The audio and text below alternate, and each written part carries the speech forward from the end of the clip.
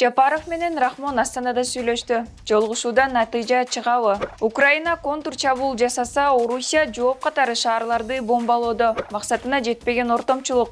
Путин менен Эрдоган Астанада жолукту. Путин мобилизация 2 аптада аяктайт деди. Бул канчалык чындык? Түркияда жалган маалымат тараткандар 3 жылга чейин эркинен ажыратылат.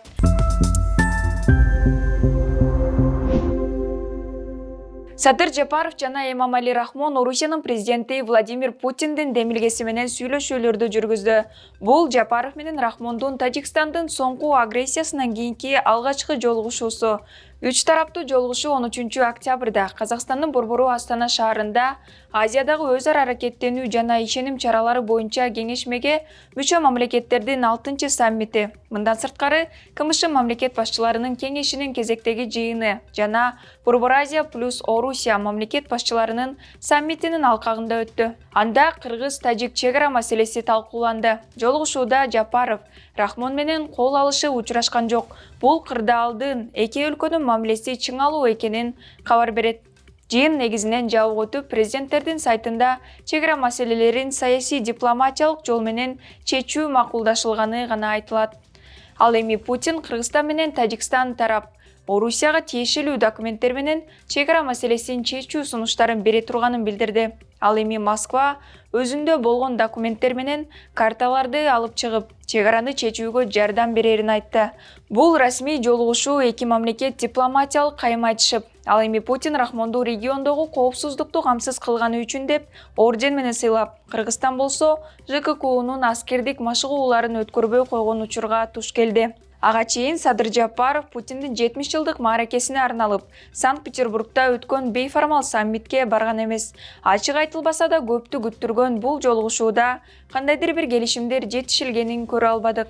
Орусия Украинанын тылдагы шаарларын бомбалоону улантууда. Жума күнү эртең менен Запорожьеге ирандык Шахид 136 камикадзе учкучсуз учактар менен сокку урулган. Ал арада Украин күчтөрү Орусия аннексиялап алган облустарга контур чабуулдарын улантып, Херсон облусунан жай тургундар эвакуацияланып жатат. Буга чейин Херсон облусунун оккупациялык администрациясынын башчысы Владимир Сальдо Москвадан аймактык тургундарын Орусияга, Крымга же Краснодарга көчүрүүгө жардам берүүнү суранган. Украин президенти Владимир Зеленский 13 октябрда кечке жуук Украин аскерлери Харьков облусунда 502 калктуу конушту бошотуп, Херсон облусунда 75 кыштакты кайтарып алгандыгын айткан. Сентябрда башталган контур чабуулдарга дуушар болгон Орусия жаздан бери биринчи жолу Украинанын Киев, Харьков жана Днепр сыяктуу ири шаарларына сокку урду. Ракеталык соккулар энергетика жана башка инфраструктуралык объектилерге тийип, адамдар курман болгон. 10 октябрдын таңында Украинадагы жай тургундар кадимкидей эле бири жумушка шашып, бири мектепке бара жаткан чакта Орусия кое берген 23 ракетанын жарымы Украинанын 10 чакты аймагында жарылып, адамдардын өмүрүн алды. Чабуул Москва тарабынан жасалганын Орусиянын президенти Владимир Путин 10 октябрда болгон коопсуздук кеңешинин жыйынында өзү тастыктады. Сегодня утром по предложению Министерства обороны и по плану Генерального штаба России нанесен массированный удар высокоточным оружием большой дальности воздушного, морского и наземного базирования по объектам энергетики, военного управления и связи Украины.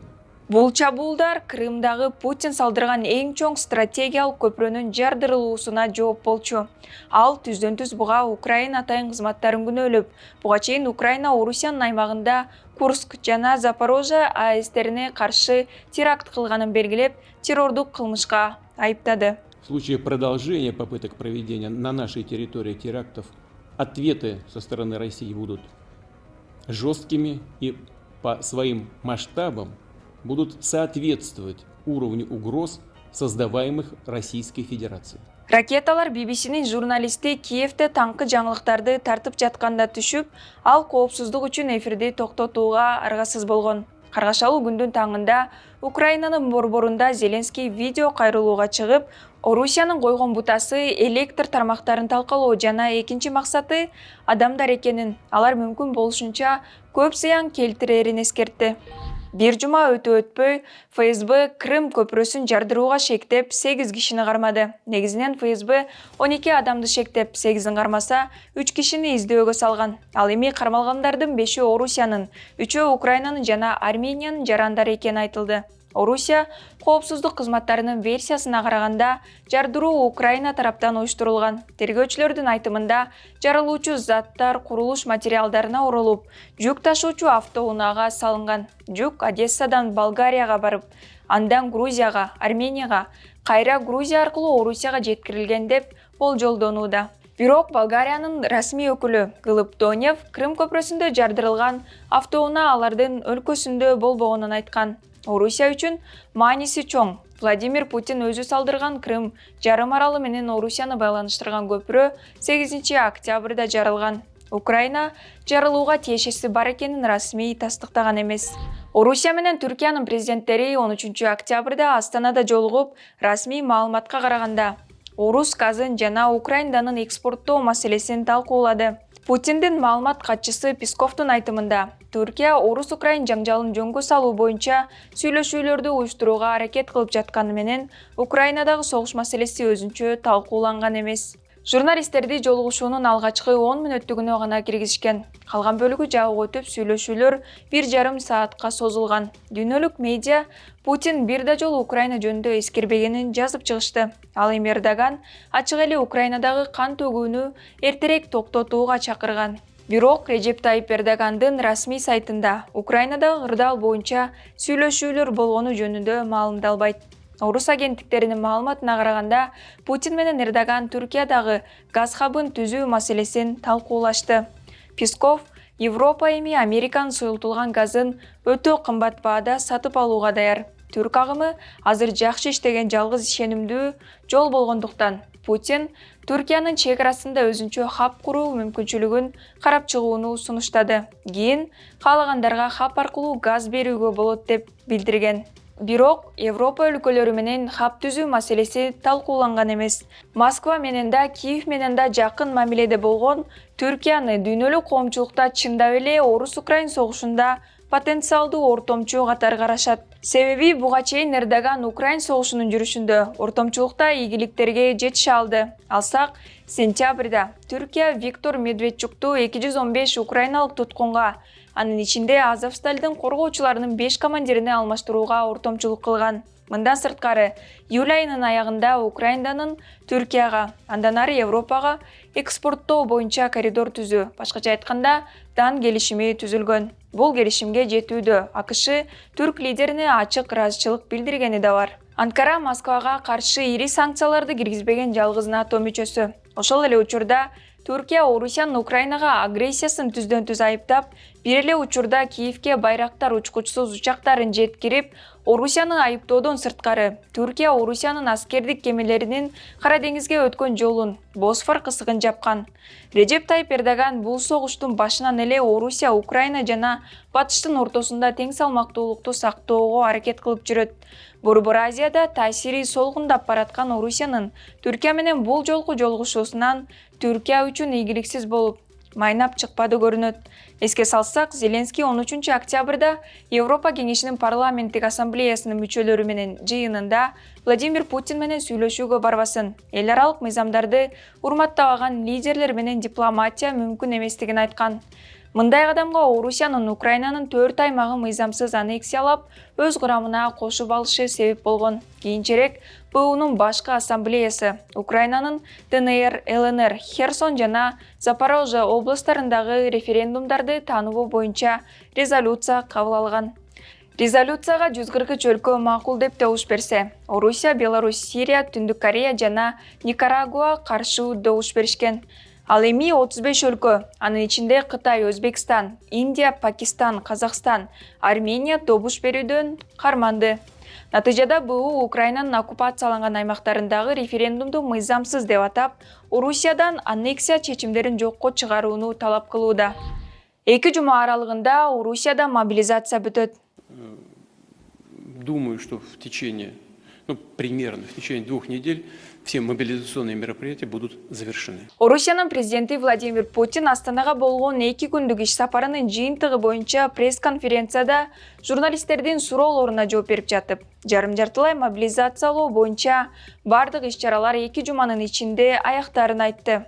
Путин аскердик бөлүккө пландалган 300 миңден 222 миңи жөнөтүлгөнүн, мобилизациялангандардын санын көбөйтүү боюнча коргоо министрлигине сунуш түшпөгөнүн айтты. Анын айтымында мобилизацияга тартылгандардын 16 миңи фронтто.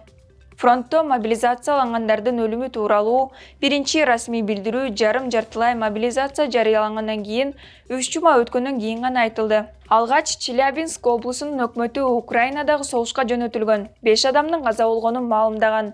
Челябинск бийликтери курман болгондордун жакындарына федералдык төлөмдөрдөн тышкары ар бирине 1 миллион рубльдан төлөп берүүнү убадалаган. Сентябрдын аягынан бери мобилизацияланган россиялыктар согуштук аймакка жетпей каза болгон 10дон ашык учур белгилүү болгон.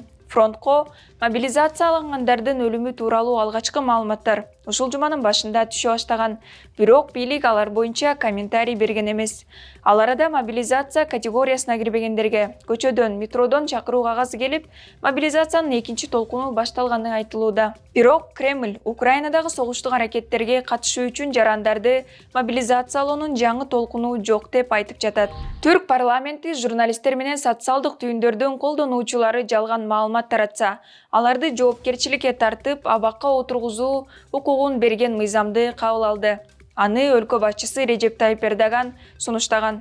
Эрдогандын айтымында социалдык тармактар демократияга коркунуч жаратат. Мындан тышкары ал социалдык тармактарды айыппул салуу жана аларды жабуу тууралуу коркутуулар астында колдонуучулардын жеке маалыматтарын бийлик органдарына өткөрүп берүүгө милдеттендирет.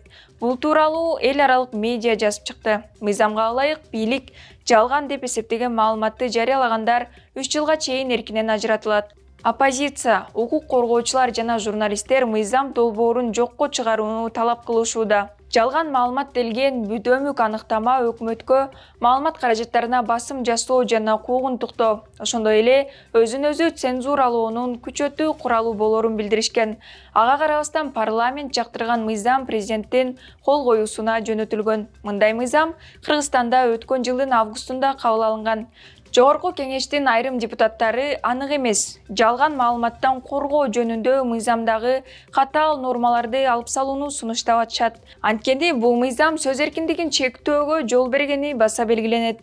Эң башкысы журналисттер жарыялаган маалымат сайттан качан гана ал анык эмес экени факты менен негизделсе гана өчүрүлөт деген норманы киргизүү сунушталууда. Буга улай Кыргызстанда 14 октябрда эркин медианы колдоо жөө жүрүшү өттү. Анткени андан бир күн мурда шектүү адамдар Азаттыктын кеңсесинин алдында Азаттык, Клоп жана Кактус медианы жабуу талабы менен митинг өткөргөн. Алар жүзүн жаап, бет кап тагып, окшош плакаттарды көтөрүп чыгышты. Митингде Азаттыктын дарегине коркутуулар айтылды. Анткени менен Ички иштер министрлиги коркутууларга реакция кыла элек. Бул жумадагы маанилүү кабарларды мен Нурайда Жекшенова айтып бердим. Дүйнөдөгү такталган жана туура кабарларды ар апта сайын Медиа Хабтан көрүңүз. Көрүшкөнчө.